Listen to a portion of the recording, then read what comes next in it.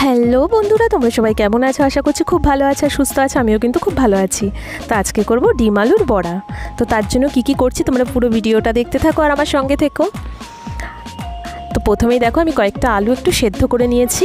তো সেদ্ধ আলুগুলোকে এক এক করে খোসাগুলোকে এইভাবে আমি ছাড়িয়ে নেব।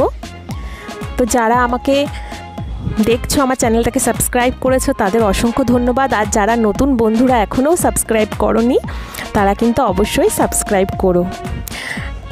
তো দেখো আলুগুলোকে ছাড়িয়ে নিয়েছি। তো ছাড়ানোর পরে একটা হাতা দিয়ে এটাকে একটু ম্যাশও করে নিয়েছি।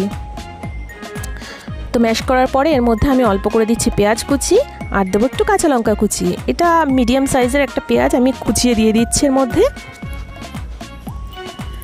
আর অল্প করে একটু কাঁচা লঙ্কা দিচ্ছি, আর দিচ্ছি হাফ চা চামচের মতো লঙ্কা গুঁড়ো, তার সাথে হাফ চা চামচের মতো লবণ, স্বাদ অনুযায়ী তোমরা দিয়ে দেবে, আর হাফ চা চামচের মতো হলুদ। দেখো পুরোটা আমার দেওয়া হয়ে গেছে মশলা। এবার তার পাশাপাশি আমি আরেকটা বাটির মধ্যে দুটো ডিম এইভাবে করে ফেটিয়ে নেব। তো আজকে কিন্তু একদম কাঁচা ডিম দিয়ে হচ্ছে, কোনো সেদ্ধ ডিম দিয়ে নয়। তো এইভাবে করে ডিমটাকে আমি সুন্দর করে ফেটিয়ে, আর ডিমটাকে কিন্তু আলুর মধ্যে অল্প অল্প করেই দেব, কারণ একদম যদি আলুটা পাতলা হয়ে যায় সেটাও কিন্তু ভালো হবে না। আর দেখা গেলো আলু বেশি হয়ে গেছে, আমার ডিম দেওয়া কম হয়ে গেছে, তাহলেও কিন্তু সেই স্বাদটা হয় না। তো দেখো এইভাবে অল্প অল্প করে আমি পুরো আলুটাকে এইভাবে করে মেখে নেব সুন্দর করে। আর আমার কিন্তু ডিম কিন্তু দুটোই লেগে গেছিলো এই 5টা আলুর জন্য। তো তোমরা এইভাবেই বুঝে জিনিসটাকে তৈরি করবে। তো দেখো রেডি হয়ে গেছে আমার মাখাটা। এবার নেক্সট আমি কি করব, একটা কড়াই বসিয়ে দিচ্ছি গ্যাসে। তো কড়াই গরম হয়ে গেছে, এর মধ্যে পরিমাণ মতো দিচ্ছি সাদা তেল। আমি এটাকে কিন্তু সাদা তেল দিয়ে ভাজছি, তোমরা চাইলে সর্ষের তেল দিয়েও ভাজতে পারো, কোনো সমস্যা নেই। তো তেলও গরম হয়ে গেছে। এবার বড়ার মতো করে কড়াইতে আমি আলুর ব্যাটারটাকে এইভাবে করে দিয়ে দিচ্ছি।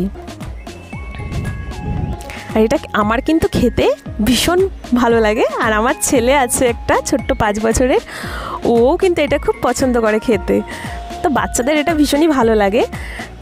তো তোমরা অবশ্যই করে দেখো, আর বড়দেরও কিন্তু খেতে খুব ভালো লাগবে। তো এইভাবে বড়াগুলোকে আমি উল্টে পাল্টে দেখো এইভাবে লাল লাল করে ভেজে নেব।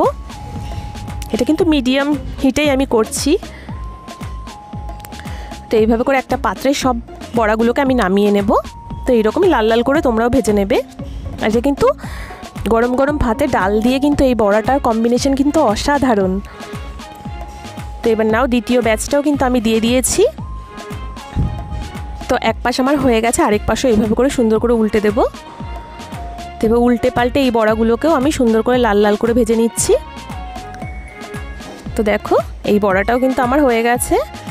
তো এবার এগুলোকেও আমি একটু নামিয়ে নেব।